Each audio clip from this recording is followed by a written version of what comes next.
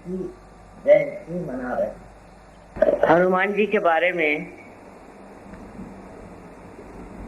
क्या कहें कि वो जितने शक्तिमान थे, जितने गुणवान थे, उतने ही वो श्रद्धामय और भक्तिमय। अधिकतर मनुष्य जो बहुत बलवान हो जाता है और जिसके पास शक्ति आ जाती है, जिसे हम लोग कहें कि राइट साइडेड हो जाता है, और वो अपने को इतना ऊंचा समझता है कि अपने आगे किसी को भी नहीं मानता। पर हनुमान जी एक विशेष देवता है, एक विशेष गुणधारी देवता, कि जितने वो बलवान थे, जितने वो शक्तिशाली थे, उतने ही उनकी भक्ति शक्ति के संतुलन, जितनी शक्ति थी उतनी ही उनके अंदर भक्ति थी। ये संतुलन उन्होंने किस प्रकार पाला और उसमें रहे, ये एक बड़ी समझने की बात है।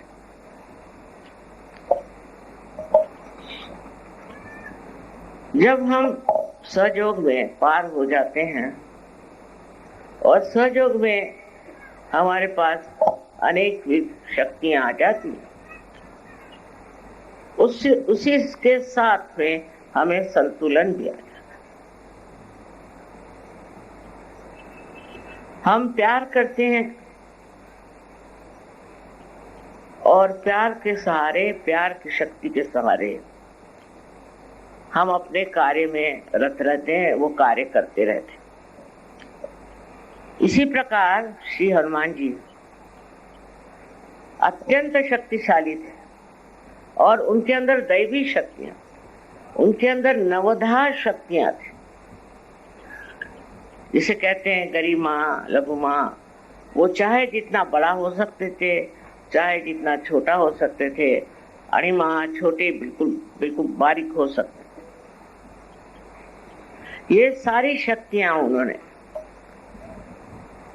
अपने भक्ति से पाई। इसका मतलब है कि भक्ति और शक्ति दोनों एक ही चीज। जिसके अंदर शक्ति है और उसके अंदर भक्ति नहीं, तो वो तो राक्षस हो जाता है, और जिसके अंदर भक्ति है किंतु शक्ति नहीं, वो पागल हो जाता है। दोनों के बीच में जो मध्य मार्ग में इस चीज को पाता है, जिसे आप शक्ति कहिए चाहे भक्ति कहिए, उसके शरीर का अंग अंग उसी से बना रहता है। इस उसकी विशेषता के कारण आज बजरंगबली को हम देश विदेश में भी उनकी बहुत अर्चना करते हैं। मुझे आश्चर्य लगता है कि प्रदेश के जो छोटे लड़के हैं, बच्चे हैं, जब वो कोई सा भी चित्र बनाते हैं तो पहले हनुमान जी का ही चित्र बनाते हैं। फिर दूसरी उनकी विशेष बात कि वो अर्ध मनुष्य थे और अर्ध वानर थे, माने पशु और मानव का बड़ा अच्छा मिश्रण था। तो हमारे अंदर जो कुछ भी हमने अपने उत्क्रांति में, अपने एवोल्यूशन में पीछे छोड़ा है, उसमें की जो प्रेम और उसमें की जो आसक्ति थी, वो उन्होंने अपने साथ ले ली थी। जैसे कि आप देखते हैं कि गुरुओं का जो मार्ग माना जाता है जिसमें के गुरु के कौन से प्राणियों के सेवक माने जाते हैं, सो कुत्ते को मानते हैं। कुत्ते में वो विशेषता है कि गुरु के जैसे एक साधक पूर्णतया समर्पित होता है और गुरु के सिवा उसका और कोई मालिक नहीं होता, कोई और उसका विचार नहीं होता। हर समय वो अपनी जान लगा देता है अपने मालिक के लिए। इसी प्रकार एक समझना चाहिए कि एक प्राणी जो कि उत्क्रांति में बड़ा हुआ है, जब वो मनुष्य के सानिध्य में आता है तो वो क्या सीखता है? परम भक्ति। इसका मतलब है भक्ति हमारे अंदर जन्मतः बनी होती, पूर्णतया पहले ही से हमारे अंदर भक्ति का बीज बोया।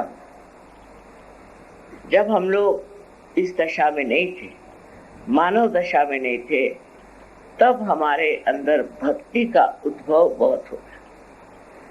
भक्ति बुरी तरह से हमारे अंदर समा गई। आप किसी भी जानवर को ले लीजिए,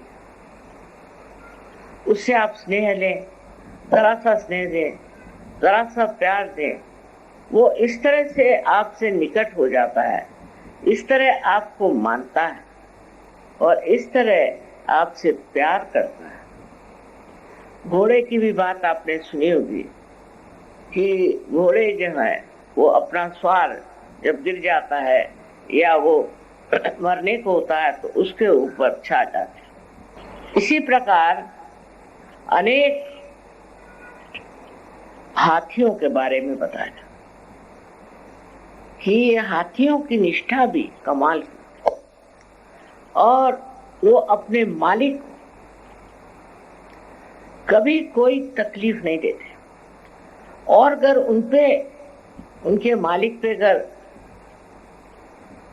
कोई शेर या कोई ऐसा जानवर आक्रमण करे तो हाथी उससे लड़ते लड़ते मर जाएगा, पर अपने मालिक को हाथ नहीं लगाने देगा। ये जो रिश्ता एक मालिक का और ऐसे ऊंचे पहुंचे हुए जानवरों का है, ये रिश्ता हमारे अंदर भी स्थित है, पहले इसे बंधा हो। और इस रिश्ते के साथ वो शक्ति भी हमको मिलती है। जैसे मैंने बताया कि हाथी लड़ते लड़ते मर जाएगा, वो लड़ने की शक्ति भी हाथी के अंदर इसलिए आए कि उसके अंदर वो प्यार और भक्ति है।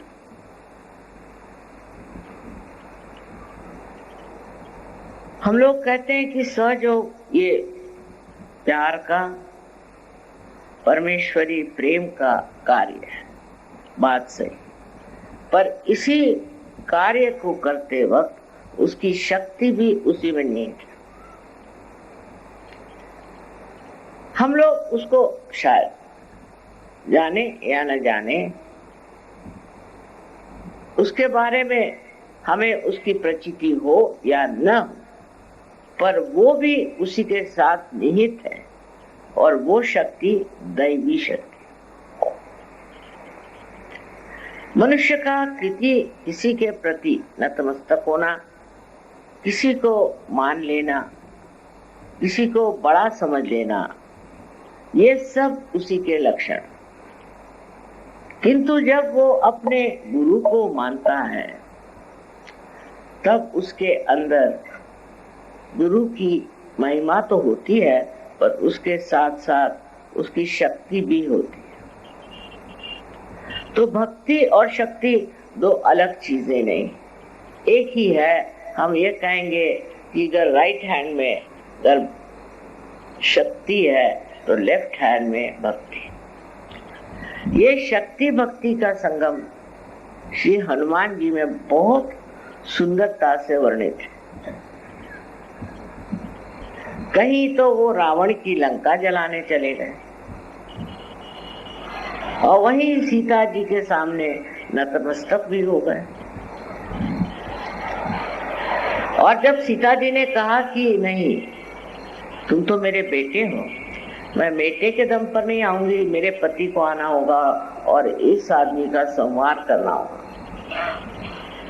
जब वो इसको नष्ट करेंगे तब मैं उनके साथ जाऊंगी। तो हनुमान जी इतने से वहां गए थे, उनका ठीक है, वो तो उनको ऐसे ही उठा के ले आते हैं, उनकी शक्तियां ही ऐसी थी। लेकिन उन्होंने कहा कि अगर माँ ये बात कह रही है ठीक है। और उसके बाद इतना बड़ा महायुद्ध हुआ, उसकी जरूरत थी। अब ये गुण श्री राम के भी विशेष हुआ, अत्यंत शक्तिशाली, और उनका निशाना कभी चूकता नहीं था।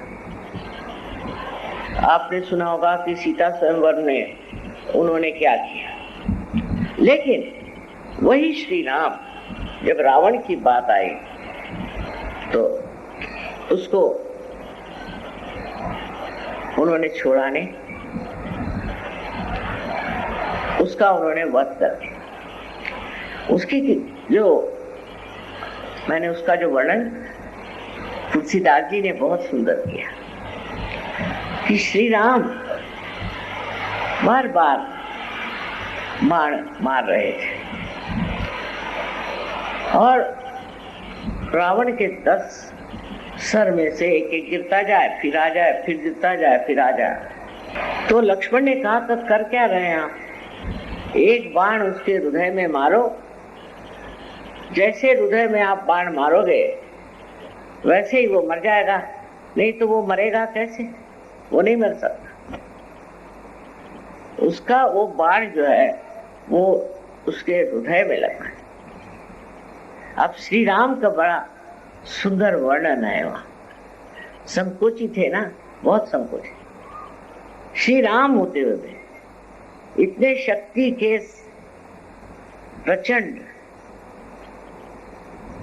महान पुरुष होते हुए भी उन्होंने कहा देखो बात यह है कि इस रावण के हृदय में मेरे सीता का वास, तो मैं हृदय में नहीं मारूंगा। लेकिन जब बार बार इसका सर उतरेगा तो इसका ध्यान जरूर मेरे सर की ओर जाएगा, उस वक्त मैं इसको बाण से मारना। नहीं तो उनके लिए कहा जाता कि एक बाण में वो वध करते थे। पर अब ये देखिए कि कितनी नजाकत की बात है, कितनी सरलता की बात है, पति का प्रेम अपने पत्नी के प्रति। सारे शक्ति के सागर होते हुए भी उनके अंदर किस कदर प्रेम था। हनुमान जी के तो अनेक किस्से हैं कि जिसमें हनुमान जी ने सिद्ध कर दिया कि वो प्रेम का सागर, और उसी वक्त जो दुष्ट हो, जो दूसरों को सताता है, जो दूसरों को नष्ट करता है, उसका वध करने में उनको बिल्कुल किसी तरह का संकोच नहीं। ये जो भक्ति की बात बजरंगबली की है, वही उनकी शक्ति की भी बात देखने लायक है। वो जानते थे कि रावण सिर्फ अग्नि से डरता है, इसलिए लंका में गए और लंका दहन कर दिया। ये उनकी शक्ति की बात है कि उन्होंने लंका दहन कर दिया, और उस दहन में किसी को मारा नहीं, किसी को जलाया नहीं। रावण भी जला नहीं, कोई नहीं जला, पर उससे दहशत हो गई तो लोग घबरा गए कि रावण क्या पाप कर रहा है। रावण जो इस तरह के कार्य कर रहा था पहले लोगों में सम्मत था। वो कहते भाई ये रावण ही है, क्या है, इसकी इच्छा जो है सो है, इसको जो करना है सो करने दो, हम उसको कहने वाले कौन होते हैं? रावण तो रावण ही हुआ। लेकिन जब, कितनी समझदारी की बात है कि जब लंका जल उठे, जब लंका का दहन हो गया,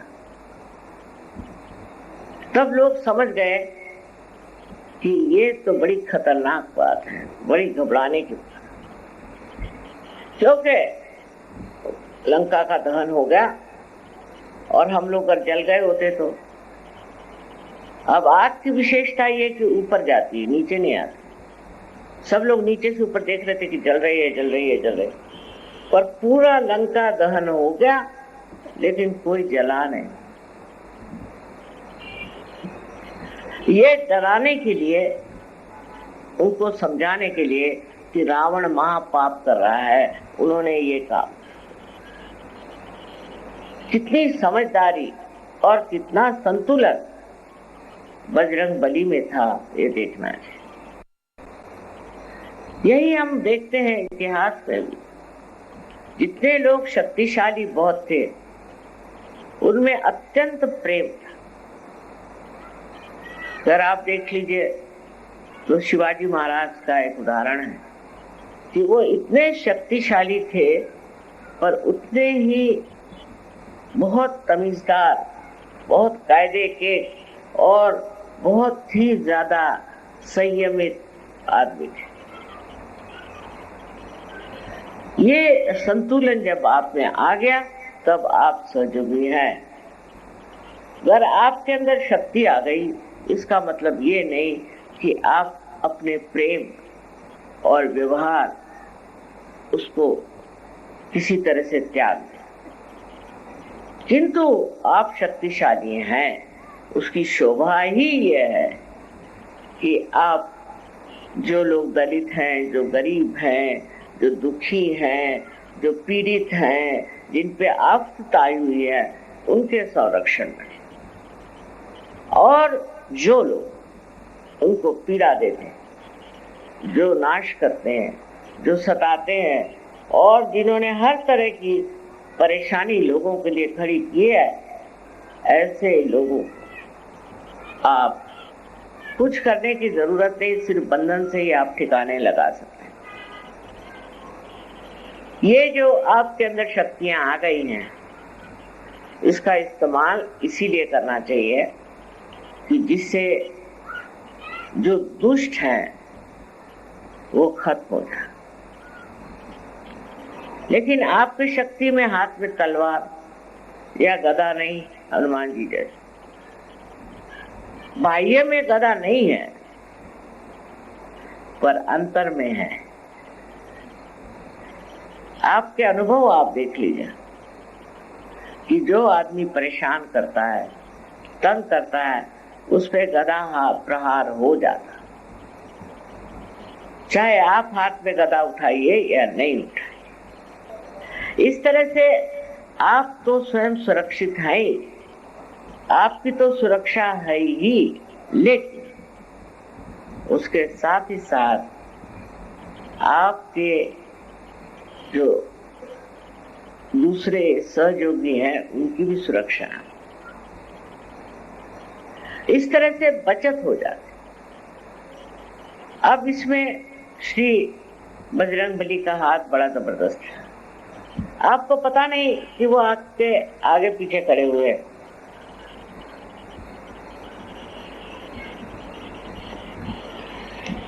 है तो उनका स्वभाव बच्चों जैसा,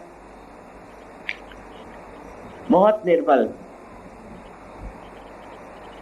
और बहुत सरल, लेकिन इतनी समझदारी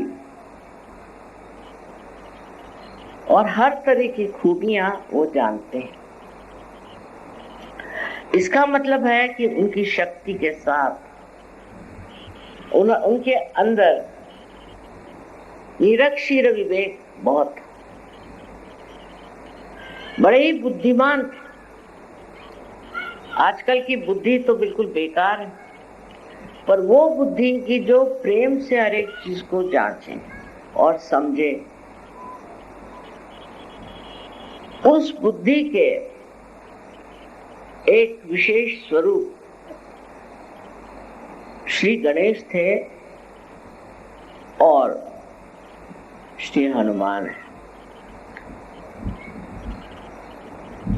दोनों में विशेषता ऐसी है कि हनुमान जी बहुत बलिष्ठ, बहुत तेज ऐसी देवता है और श्री गणेश ठंडे हैं। लेकिन दोनों जब वक्त पड़ता है तो बहुत बड़े संहारक। सहयोगियों को संहार करने की जरूरत नहीं, किसी का संहार करने की जरूरत नहीं। बस आप ये सोच लीजिए कि आपके साथ ही ये दोनों हर पल हर क्षण है। जब भी आपको कोई परेशान करे, तंग करे, तो साक्षात आपके संरक्षक आपके साथ खड़े हैं। बहुत से बार आप सुनते होंगे कि मिनिस्टर लोग जाते हैं, कोई जाता है तो उनके साथ सिक्योरिटी चलती है। सहयोगियों की सिक्योरिटी उनके साथ ही चलती है। और दूसरी सिक्योरिटी जो चलती है वो है गणों।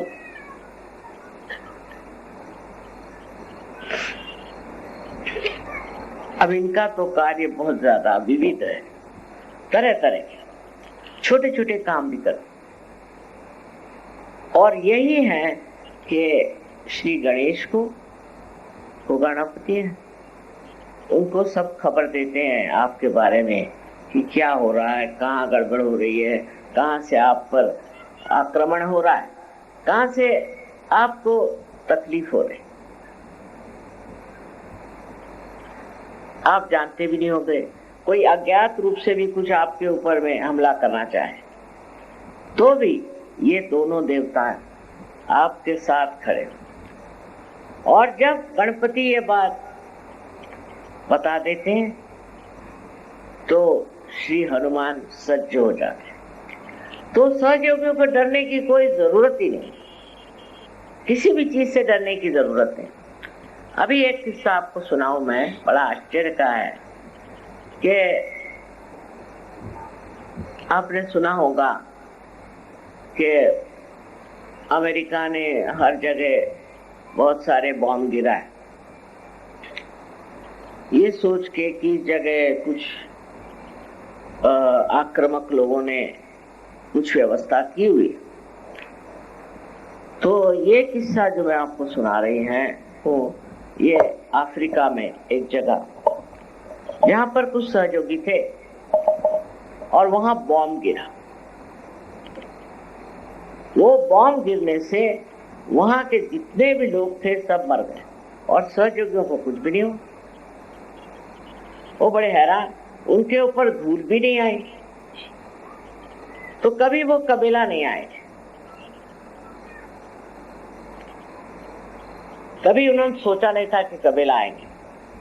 पर जब ये हुआ तो कबीला आए और आके बताया, मां पता नहीं किसने हमें बचा लिया, किसने हमारी रक्षा की, लेकिन हम सारे सहयोगी बच गए और बाकी सब लोग मर गए।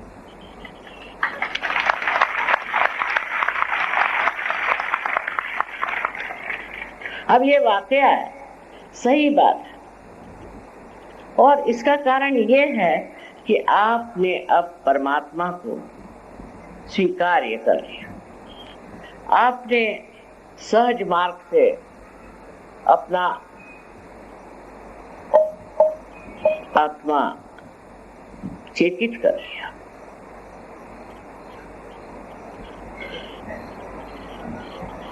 इस आपके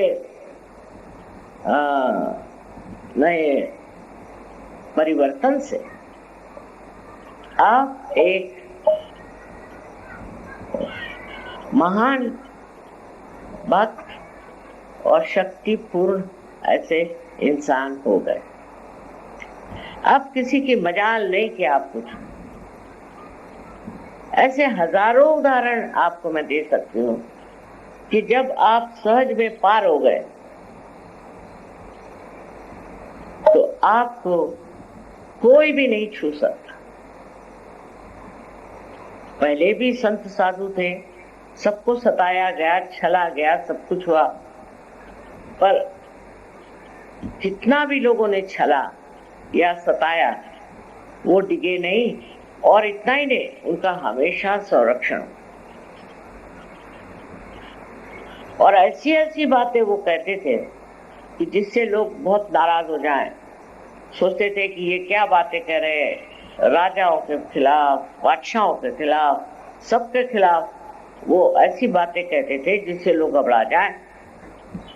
पर हनुमान जी की शक्ति से उनको कोई नहीं छू सका, उनको किसी ने नहीं मारा। ख्वाजा निजामुद्दीन साहब के बारे में एक बड़ा अच्छा किस्सा है कि वो उनसे उनके बादशाह ने कहा कि तुम आकर के मेरे सामने झुको, कुर्नी साथ कर। उनका नहीं, मैं आपके सामने नहीं झुकने वाला, आप कौन होते हैं? बहुत नाराज हो। उसने कहा कि अगर 3 दिन के अंदर आप मेरे आके आपने अगर सर नहीं झुकाया तो मैं आपकी गर्दन कटवा दूं। उनका कटवा दूं मैं, क्योंकि आप कोई बड़े साधु संत नहीं जो आपके सामने मैं झुकूं। तो उन्होंने आकर के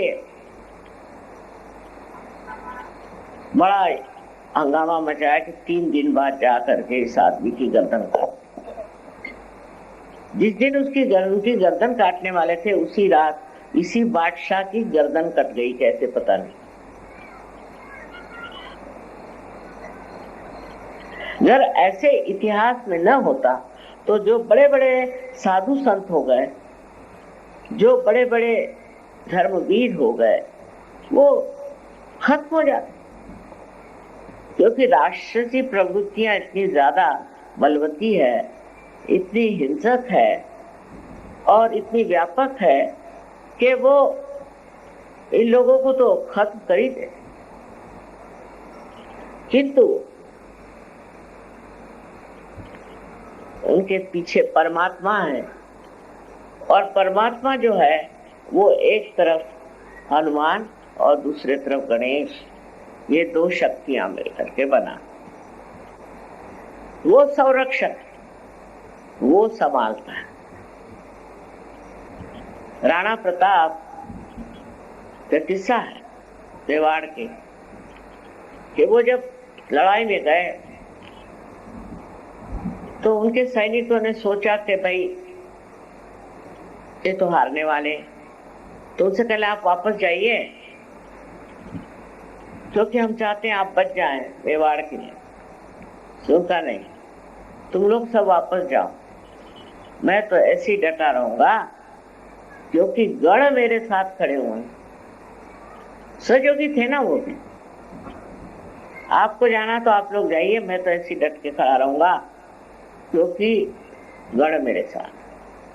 बस एक समझ लीजिए कि आपके आगे पीछे हर तरह के संरक्षण।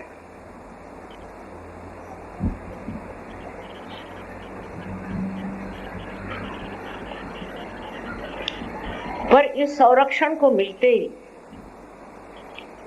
मनुष्य में क्या होना चाहिए, सतयुग में क्या होना चाहिए? वो धीर, गंभीर और किसी से डरने वाला इंसान नहीं होता।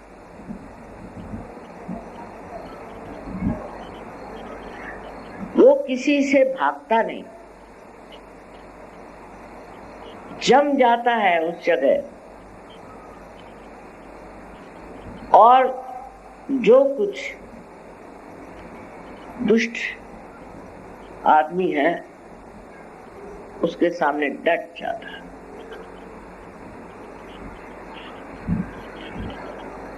उसको कुछ करने की जरूरत नहीं। वो जमाना क्या, अब तो आप सिर्फ खड़े हो जाए वो दूसरा भाग जाएगा, उसको पता नहीं चलेगा क्या हो रहा। ऐसे अनेक अनेक अनुभव सहयोगी मुझे लिख के भेजते हैं कि माँ ऐसा हुआ, वैसा हुआ, ये बात हुई। नहीं तो इस परदेसी लोगों के सामने सहयोग फैलाना कोई आसान चीज नहीं। और मुसलमानों में भी जब अब सहयोग फैलने लग गया तो इससे आप समझ सकते हैं कि दैवी शक्ति जो प्रेम की शक्ति है उसके अंदर कितनी ताकत है और उससे कितने कार्य हो सकते हैं। पर इसका मतलब नहीं कि आप हनुमान जी के नाम पर कोई बड़ी उत्पीड़न तैयार कर, ये इसका बिल्कुल मतलब। जैसे आजकल बने हुए हैं, हनुमान जी का नाम ले लो, गणेश जी का नाम ले लो, और नहीं तो महादेव जी का नाम ले लो, और ऐसी ऐसी संस्थाएं बनाओ। कोई संस्था बनाने की जरूरत नहीं, आप स्वयं ही एक संस्था है। न तो आपको कोई छू सकता है और न तो कोई आपको नष्ट कर सकता है। एक अपने को समझने की बात है, जो कि सब शास्त्रों में कहा है कि आत्म साक्षात्कार का मतलब है अपने को जानना। अपने को जानना माने क्या? जानने का मतलब है ये जानिए कि आपके आगे पीछे कौन कौन खड़ा है, कौन कौन आपका रक्षक, और जो आपको लोगों से प्यार है और दुलार है, और जो लोगों के प्रति जो हर समय ये सोचते कि इनको मैं जिस तरह से खुश करूंगा, जैसे कल चोखा में आने का था कि सारे संसार को मैं सुखी करूंगा, सबको मैं आनंद से भर दूंगा। ये जो भावना आपके अंदर आती है उसमें सोचना चाहिए कि आपका कोई भी बिगाड़ने वाला नहीं बैठा हुआ। हिम्मत में कोई नहीं बिगाड़ेगा और उसके लिए आपको कुछ करना नहीं है। उसके लिए आपको कोई तलवार रखने की जरूरत, गदा रखने की जरूरत है, वो तो सब है ही, वो पहले ही से बन बुन के आए हुए हैं और वो आप में समाये हुए हैं। आपको जरूरत ही नहीं है कि आप अपने को बलिष्ठ बनाएं, आप हैं। एक चाइनीज किस्सा है बहुत मजेदार कि उनके यहाँ मुर्गों की लड़ाई होती है। तो जब मुर्गों की लड़ाई होती है तो उसमें यह हो गया कि किसी तरह से एक राजा को ऐसा लगा कि कोई साधु के पास ले जाए। तो ये मुर्गे जो हैं ये साधु से सीख ले कि दुनिया से कैसे लड़ना चाहिए, क्योंकि ये साधु किसी से लड़ता नहीं पर इसको कोई छूता भी नहीं, इससे लोग दूरी भागते हैं और उसके तरफ नतमस्तक रहते हैं। तो ऐसी कौन सी इसमें बात है कि ये इस तरह से इस दुष्ट दुनिया में इस तरह से रह रहे हैं। तो साधु ने कहा कि अच्छा तुम मुर्गों को छोड़ दो। तो एक मुर्गा उसके पास वो छोड़ के चले। 1 महीने बाद वो मुर्गा वो ले गए और उसको यहाँ लड़ाई हो रही थी, बहुत सारे मुर्गे जिसमें थे ऐसे प्रांगण में ले जाके छोड़ दिया।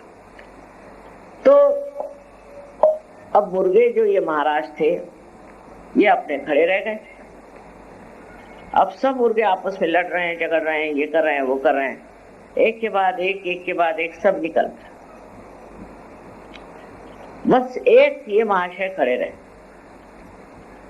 सब लोग इनसे डरने लगे कि इनको तो कुछ हो ही नहीं रहा, तो ये कोई विशेष है कि क्या। और आखिर में वही एक मुर्गा बचा रहा जो अपनी शान में खड़ा हो। सो आज जब हम हनुमान जी की यहाँ पूजा कर रहे हैं तो सोचना चाहिए कि हनुमान जी साक्षात हमारे अंदर बसते हैं, वो हमारे राइट साइड में।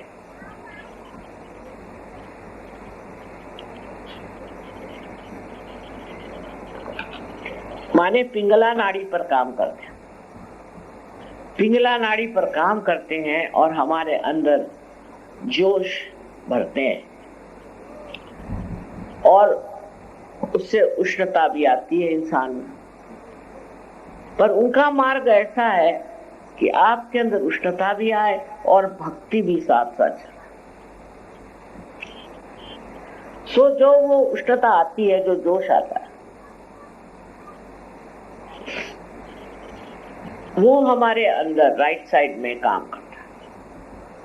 और जब हम हनुमान जी की संतुलन शक्ति को प्राप्त नहीं करते हैं तो हमारे यहाँ अनेक बीमारियां आ जाती हैं, जैसे लीवर की बीमारी है, अस्थमा की बीमारी है, और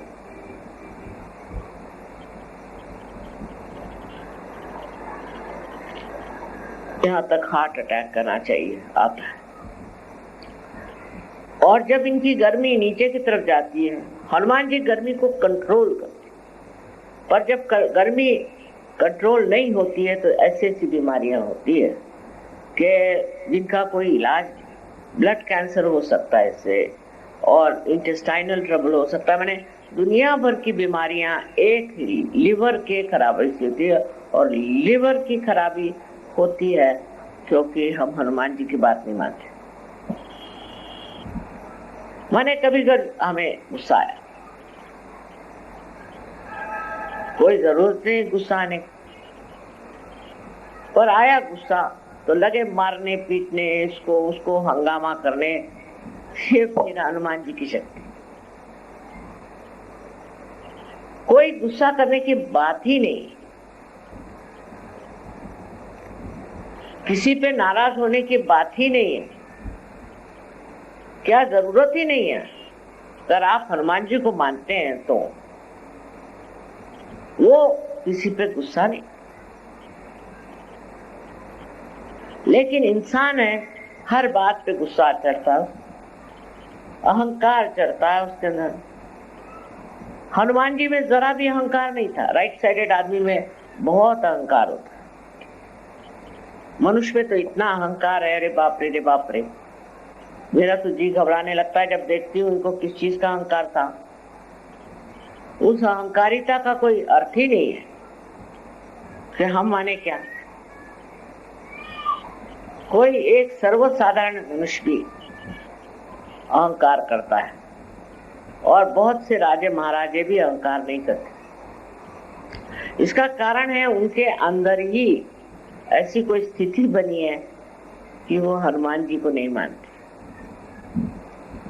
जैसे ही आप हनुमान जी को मानते हैं वैसे आप श्री राम को मानते हैं। अब बताइए कि अगर आप राइट साइडेड आदमी हैं तो आपको तो अस्थमा होना नहीं चाहिए, क्योंकि श्री राम का वास हमारे सहयोग के हिसाब से राइट हार्ट में। क्योंकि आप हनुमान जी को नहीं मानते हैं, उनके तरह का आपका व्यवहार नहीं है, संतुलन नहीं है, इसलिए आपका अस्थमा भी हो जाता।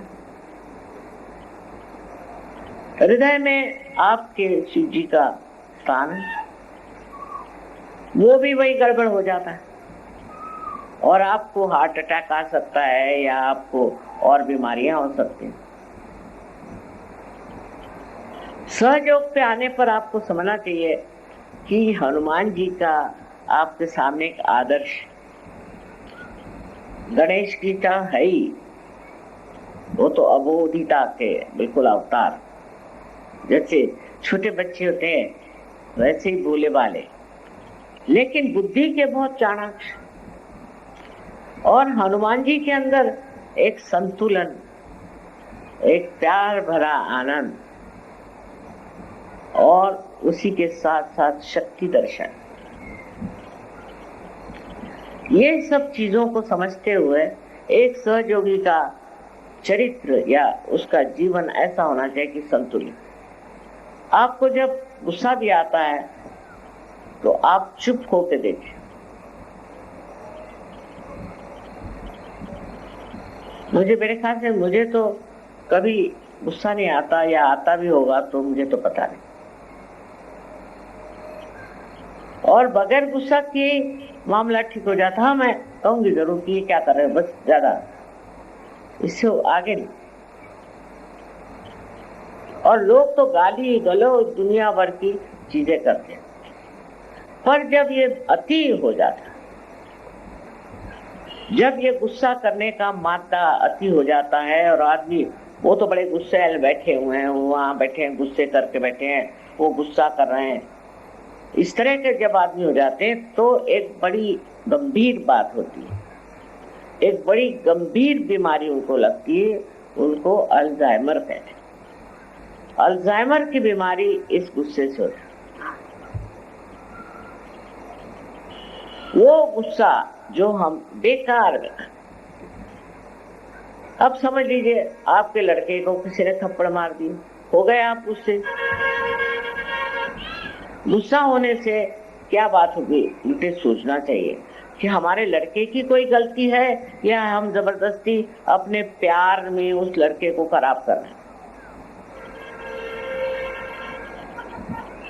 इस तरह का संतुलन जीवन में नहीं आएगा तो ये अल्जाइमर की बीमारी बहुत ही खराब होती है। इसमें आदमी पगला सा जाता है, मरता भी नहीं है और किसी को मरने भी नहीं देता, गालियां देता है, चीखते रहता है, उसके इतनी पकड़ आ जाती है लेफ्ट साइड में, ब्रेन में, कि उसका व्यक्तित्व ही एक अजीब सा हो जाता। उसका इलाज है सहयोग में, पर बड़ा कठिन है, क्योंकि वो तो गालियां देते बैठते हैं, उसको जो ठीक करने जाएगा उसको ही गालियां देंगे, तो कौन मानने चला। कोई डॉक्टर हो, उसको कोई गाली दे तो कह जाए चूल्हे में, अब मुझे क्या करने का। यही होता है उनके साथ कि नहीं चाहिए माँ, हमको इसको ठीक करना ही नहीं, जाए यहाँ रहना जैसे। अब दूसरे हनुमान जी के जो बड़े भारी दुश्मन है वो है शराबी। जो लोग शराब पीते हैं उनका लंका दहन करते हैं। अरे आप देखते हैं जो आदमी शराब पीते हैं ना, कोई उनसे बात करेगा ना कुछ करेगा, अच्छा वो 10 शराब इकट्ठे करके और शराब पिला। अब सब शराब पी रहे हैं, ना उनके घर में खाने को है ना पीने को है, नहीं कुछ के बाद शराब पी रहे हैं पागल जैसे। जो लोग हनुमान जी को मानते हैं वो शराब नहीं पी सकते, नहीं पी सकते, क्योंकि इधर से मानो तो उनको और करो उसके उल्टा तो हो नहीं सकता। और आजकल मैं देखती हूँ कि शराब पीना बहुत बढ़ गया है।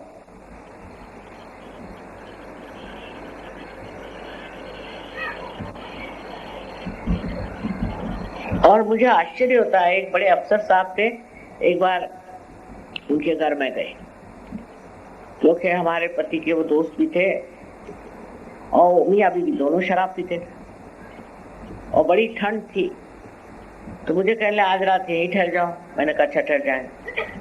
तो पूरे घर में एक कंबल, मैंने कहा हे भगवान, इतने बड़े अफसर के घर में एक कंबल। मैंने कहा मेरे तो कोई बात नहीं, मैं तो सो लूंगी। अब वो लोग परेशान हो कि एक कंबल में इनको कहाँ सुलाएं। मैंने कहा मेरी चिंता मत करो, मैं अच्छी कर लूंगी। इतना उनका हाल खराब, उनकी लड़की खराब गई, लेकिन मानने को तैयार नहीं कि मेरी लड़की खराब गई। बस जैसे शराब पी लेंगे तो ये कहना शुरू करेंगे कि साहब मेरी लड़की सबसे अच्छी, आप कुछ मत कहिए। वो लड़की का सत्यानाश, क्योंकि चढ़ गई, शराब चढ़ गई तो होश ही नहीं उनको, उसका बिल्कुल सत्यानाश हो गया उस लड़की का। अंत में अभी आई थी मेरे पास सोते हुए, बहुत उसका सर्वनाश कर दिया। तो ये बात है कि शराब का एक नशा और नशा को भी बढ़ा देता है, और उसमें सबसे बड़ा नशा ये हो जाता है कि मनुष्य को प्रेम नहीं रहता, तो किसी से प्यार नहीं करता। इसीलिए सबने, सारे धर्मों ने शराब को मना किया। लेकिन अब ईसाई धर्म जैसे है, सब लोग उसमें से कुछ न कुछ हिसाब किताब बना लेते हैं। हिंदू धर्म में भी है, ईसाइयों में भी, मुसलमानों में। तो उन्होंने ये कहा कि जब ईसा मसीह किसी शादी में गए थे तो उस शादी में शराब बनाई गई, बिल्कुल झूठ। इसलिए हम लोग शराब पीते हैं। माने इंग्लैंड में तो मैं हैरान ही हो गई, कोई मरा तो शराब, कोई मर गया तो भी शराब पिएंगे, कोई पैदा हुआ तो भी शराब पिएंगे। बेटा इसका क्या अर्थ है, मेरे समझ नहीं आया। तो वो जो आदत हो गई उन लोगों, और शराब का वहां बिल्कुल बड़ा भारी एक संस्कृति सी बनी हुई है शराब की, किताबें लिखी हुई, कौन सी शराब कब पीना चाहिए, ऐसा नहीं वैसा नहीं, वैसा ग्लास इस्तेमाल करना चाहिए।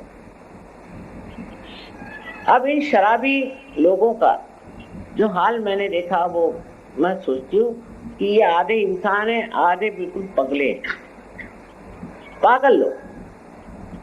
पर वो वहां संस्कृति बन गई। सबसे ज्यादा तो फ्रांस में है, फ्रांस की तो संस्कृति बन गई, उनसे अपने को सीखने का कुछ नहीं। अब वो जो शराब की बात करते हैं, तो ईसा मसीह जब वहां गए तो उस वक्त में वो जगह हिब्रू में मैंने पढ़ा हुआ कि लोग जो है द्राक्ष का रस पीते थे, माने अंगूर का रस पीते थे। तो उन्होंने पानी में हाथ डाल के उसके अंगूर का रस बना दिया पानी का। शराब कभी सड़ाए गलाए बगैर बनती है क्या? 2 मिनट में सहज में शराब बन सकती है क्या?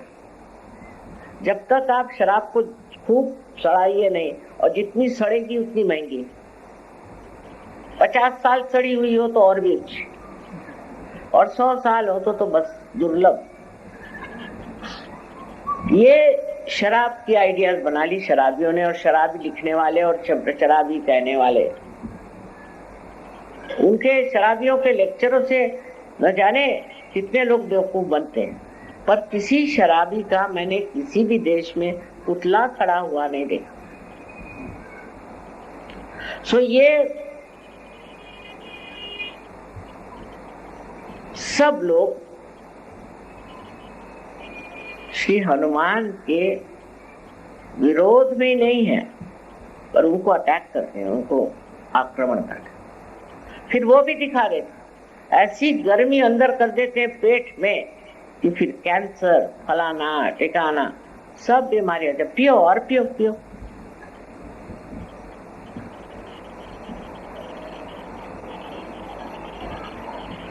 ये शराब पीने पिलाने की और पीने की जो ये रस्म चल पड़ी है, इसका मुझे तो डर लगता है कि हनुमान जी को संभाले रहो, न जाने क्या कर दें, कहां से क्या आफत कर दें, इनका क्या ठिकाना।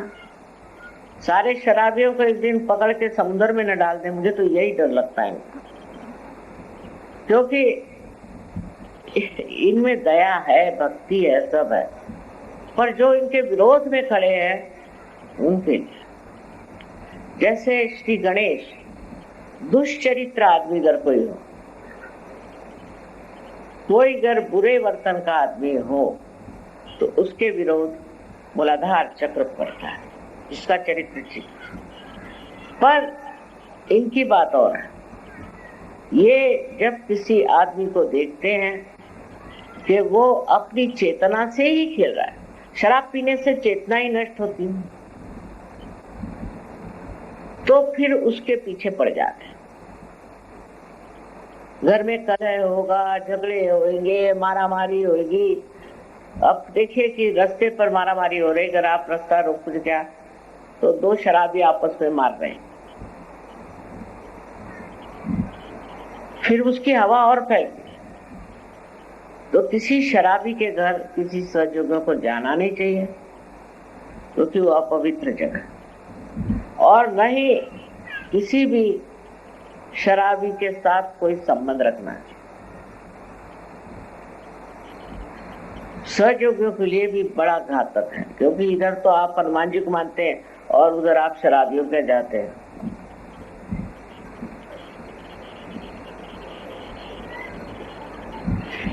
खासकर पूना में न जाने कितने तरह के हनुमान जी हैं।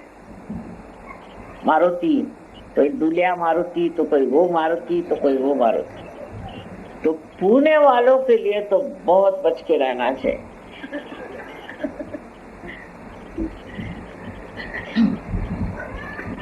वो एक माँ आए थे हनुमान जी वाले मेरे पास कि माँ एक आके लेक्चर दो। मैंने कहा मैं नहीं आऊंगा। कहले क्यों?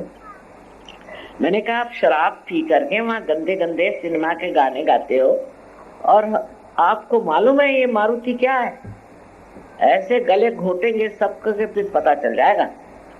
तो उस गणपति के यहाँ आजकल मैंने ये सुना है शराब वराब पीने नहीं देते। कोई शराबी पी कर आता है तो उसको भगा दे। आप सोचो कि हिम्मत देखिए कि हनुमान जी के सामने ही जा करके और ये धंधे करना, हनुमान जी के सामने, क्या हिम्मत! और ये सब कुछ करने से लोग सोचते हैं कि पैसा आता है। इसका जो धंधा करते हैं और जो पीते हैं, इसके जो ग्राहक हैं, सब किसी तरह से बिल्कुल बेकार, बैंकरप्ट, एक पैसा नहीं। अब लोग कहेंगे कि शराब में ऐसा क्या है? क्योंकि हनुमान जी का मामला है भाई, इसका क्या कारण है? हनुमान जी के विरोध तुम जा रहे हो। उनकी शक्ति आपके अंदर राइट साइड से बैठे, उसको इस्तेमाल करो संतुलन के साथ। बजाय इसके आप शराब पीते अपना लिवर खराब करो, फिर ये खराब करो, वो खराब करो, तो वो तो उखड़ेंगे। माने सूक्ष्म में ये हनुमान जी का काम। बाह्यता लोग नहीं समझते। बाह्यता तो यह हालत है कि कहीं अगर शराब के विरोध में कुछ कहो तो लोग मारने को दौड़ेंगे आप। अगर आप नहीं पीते तो कहेंगे क्या बेवकूफ आप शराब नहीं पीते हो। अरे बाबा, उसके पीछे में इतने बड़े हनुमान जी खड़े हुए हैं, अगर एक बार भी इसका प्रहार किया तो गए आप, जिंदगी से गए। मेरे ख्याल से पहले ही प्रहार करते, नहीं तो लोग ऐसे पागल जैसे कैसी बातें करते, वही बात करे, वही बात एकदम। और सब पागल, सब साथ पार्टी हो रही, ये हो रहा, और सब पागल लोग हो।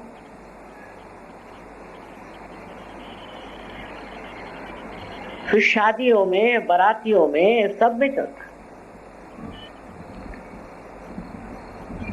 अब जो इंसान कार्य करता है, बहुत आगे की सोचता है और बहुत विचारक है, सब, पर प्रेम नहीं है, सबके प्रति प्रेम की भावना नहीं है, उसको भी इसकी तकलीफ है।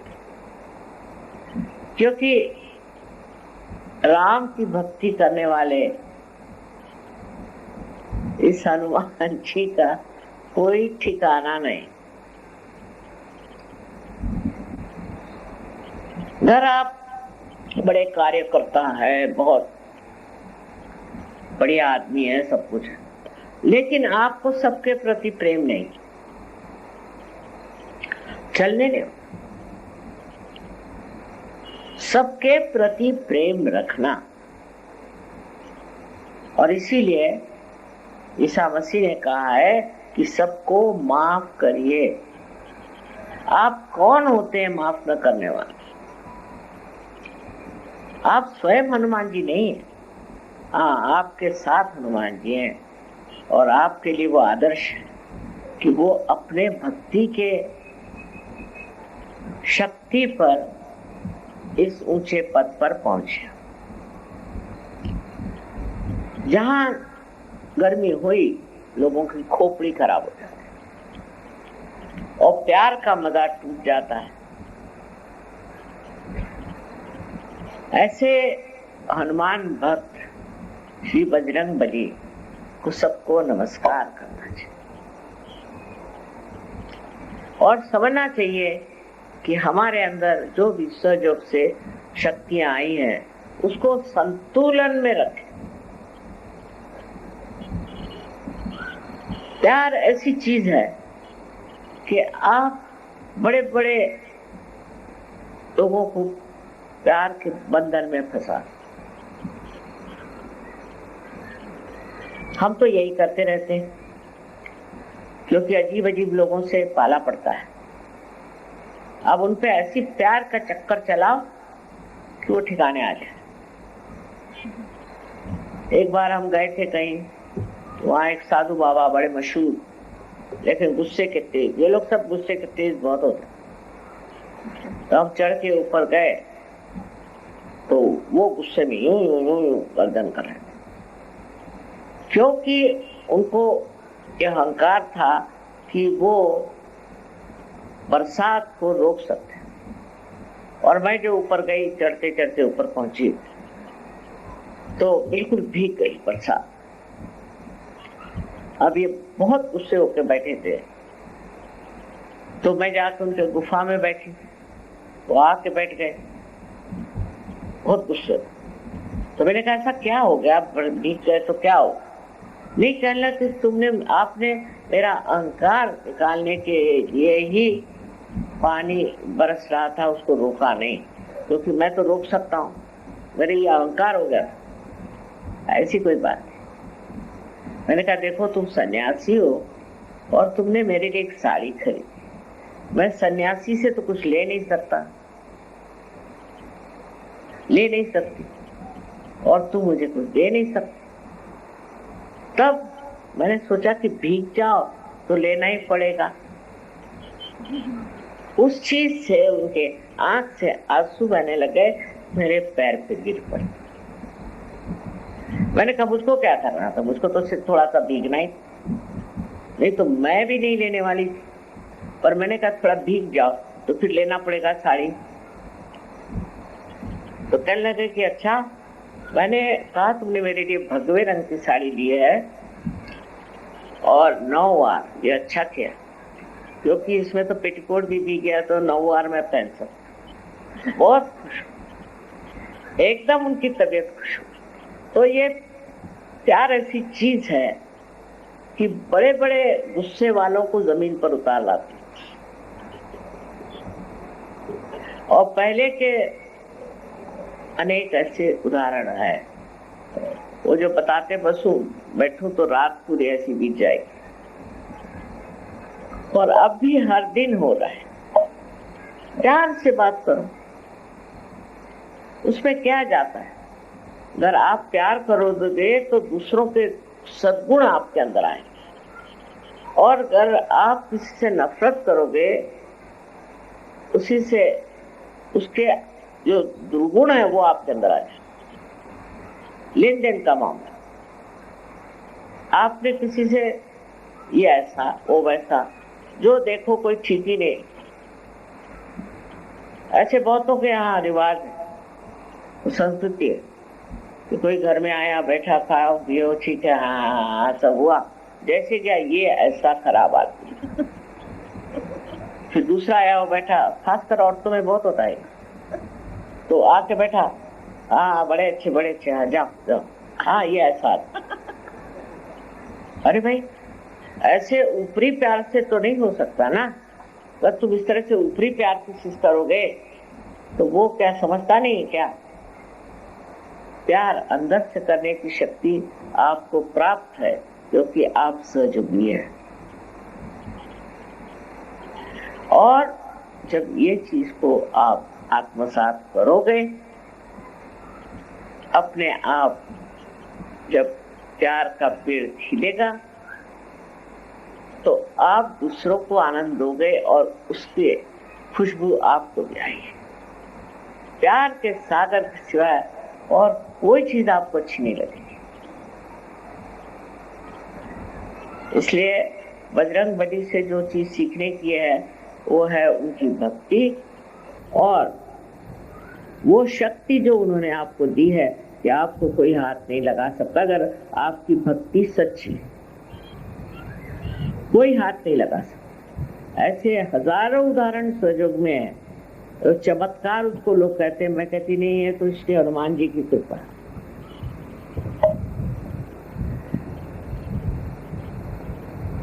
तो आप सबको अब मैं अनंत आशीर्वाद और प्यार कहती हूँ। पहले अपने को भी प्यार करो और दूसरों को भी प्यार करो, इसका मतलब नहीं मेरा बेटा मेरी है, ये नहीं। इसका मतलब है निर्वाज प्यार। प्यार इसका कोई बदला नहीं, इसका कोई रिश्ता नहीं। अगाध ऐसी प्यार की शक्ति आपके अंदर आई है, उसको आप इस्तेमाल करें, आनंद पाए।